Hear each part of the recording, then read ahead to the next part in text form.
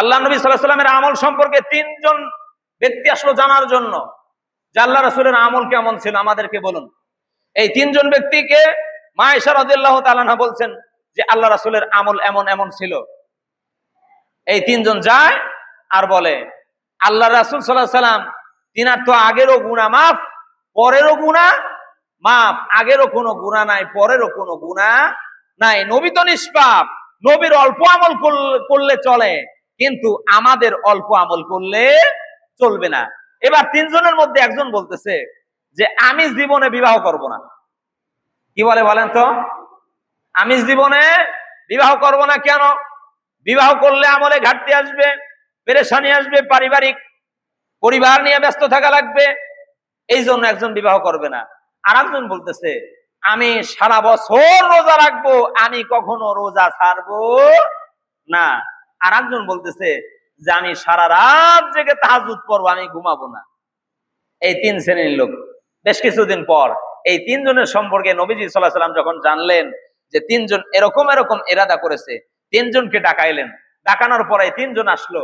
আসার পরে দেখলেন নবী সাল্লাল্লাহু আলাইহি ওয়াসাল্লাম দেখলেন তিনজনই শুকায়ে কাঠ হয়ে গেছে, শুকায়ে গেছে।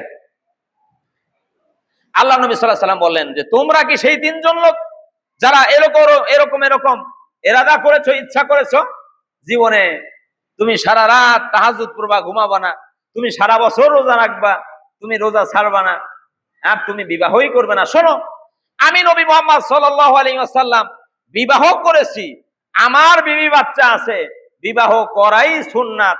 আমি মাঝে মাঝে রোজা রাখি, আবার মাঝে মাঝে রোজা ছাড়ি, এটাই আমার সুন্নাত। আমি রাতের কিছু অংশ ঘুমাই, আবার কিছু অংশ জেগে কি করি? ইবাদত করি।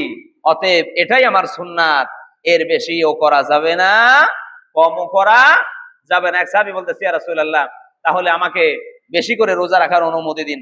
আল্লাহ নবী সাল্লাল্লাহু আলাইহি ওয়াসাল্লাম বলেন যে তুমি মাসে 3 দিন রোজা রাখো। কয় দিন? এক কথা বলেন, কয় দিন? 3 দিন, 13, 14, 15 তারিখ রোজা রাখো। এই 3 দিন রোজা রাখো। সাহাবী বলতেছে ইয়া রাসূলুল্লাহ, আমি তো বেশি রাখতে সক্ষম। নবী সাল্লাল্লাহু আলাইহি ওয়াসাল্লাম বলেন তাহলে কি করো? প্রত্যেক বৃহস্পতিবার এবং সোমবারে রোজা রাখো। কয় ইয়া রাসূলুল্লাহ, আমি তো আরো রাখতে পারি। তখন নবী সাল্লাল্লাহু আলাইহি ওয়াসাল্লাম বলেন তাহলে একদিন পর একদিন তুমি রোজা রাখো, একদিন রাখো একদিন ছাড়ো, একদিন রাখো একদিন ছাড়ো, এভাবে তুমি রোজা রাখো। এর বেশি রাখার কোনো সুযোগ আছে? আছে? সম্মানিত হাজিরিন, এই জন্য আমরা অনেক সময় মনে করি অনেক ইবাদত করলে বেশি বেশি সওয়াব। না ভাই, রাসূল সাল্লাল্লাহু আলাইহি ওয়াসাল্লামের তরিকায় করলেই সওয়াব। আপনি আপনার তরিকায় যদি সওয়াব অর্জন করতে চান তাহলে সেটা সওয়াব হবে না। সেটা কি হবে না? সওয়াব হবে না। আজকে জুমার দিন, আজকে কিসের দিন? জুমার দিন। জুমার ফরজ কয় রাকাত? এখন এই 2 রাকাতের পরিবর্তে আমি যদি আপনাদেরকে নিয়ে আজকে 3 রাকাত নামাজ পড়াই, 1 রাকাত একটু বেশি পড়াই দেই, তৃতীয় রাকাতে সূরা ফাতিহা বাড়বে, রুকু বাড়বে, সিজদা বাড়বে, রুকুর তাসবিহ বাড়বে, সিজদার তাসবিহ বাড়বে, হ্যাঁ, তারপরে তাশাহুদ বাড়বে, বাড়বে কি বাড়বে না? এত কিছু বাড়ার পরেও রুকু বাড়লো, সিজদা বাড়লো, তাশাহুদ বাড়লো, রুকুর তাসবিহ বাড়লো, সিজদার তাসবিহ বাড়লো, এত কিছু বাড়ার পরেও নামাজ হবে না, বাতিল হবে। কেন? রাসূলুল্লাহ সাল্লাল্লাহু আলাইহি ওয়াসাল্লামের তরিকায় জুমার নামাজ 2 রাকাত, 3 রাকাত না। কথা ঠিক কিনা? তাই এই জন্য আমি আপনি আমার ইচ্ছা মতো যে আমলই করিলে সওয়াবের উদ্দেশ্যে, সেই আমল যদি রাসূলের দেখানো পদ্ধতিতে না হয়, সেটা কি বাতিল হবে কি হবে না?